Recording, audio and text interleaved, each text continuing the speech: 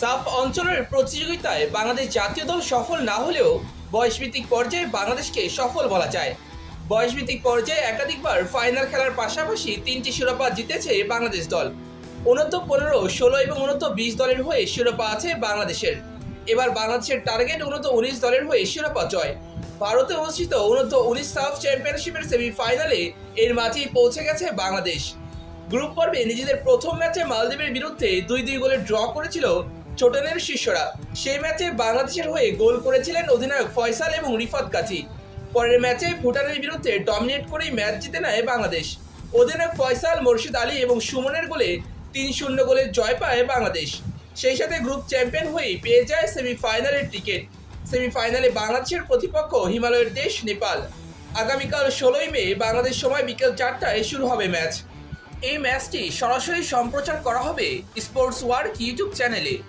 Nepal B গ্রুপের runners up. B গ্রুপে নিজেদের প্রথম ম্যাচে শ্রীলঙ্কার বিরুদ্ধে তারা জয় পেয়েছিল 5-0 গোলে।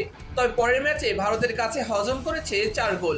তবে নেপালকে সহজভাবে নেওয়ার কোনো সুযোগ নেই বাংলাদেশের কাছে। নেপালও বেশ শক্তিশালী দল।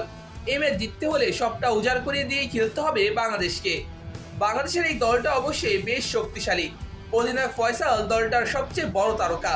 এই আসরে এর মাঝেই তিনি করেছেন 2 গোল এবং 1 অ্যাসিস্ট।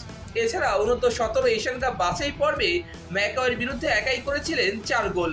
অন্যদিকে এই লেভেলে আফগানিস্তান, মালদ্বীপ, ভুটান এবং শ্রীলঙ্কার বিরুদ্ধে গোল করা উইঙ্গার মোর্শেদ আলীও একাই ম্যাচের মোড় ঘুরে দিতে পারেন।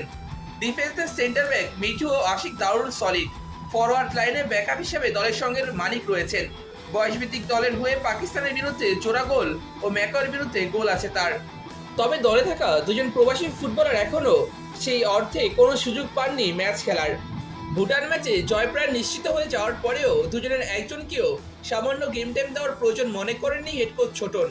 তাই সেমিফাইনালে তাদের দেখার সম্ভাবনা কমই মনে হচ্ছে। তবে আশা করি ছোটন সেমিফাইনালে অল্প হলেও তাদেরকে গেম টাইম দিবেন। অন্যদিকে দলে কোনো ডিফেন্সিভ পিভট নেই, যেটা বাংলাদেশের জন্য দুর্বলতার জায়গা। এছাড়া গোল পেলে অতিমাত্রায় ডিফেন্সিভ ট্যাকটিক্স বাংলাদেশের জন্য ভালো কিছু বই আনতে নাও পারে।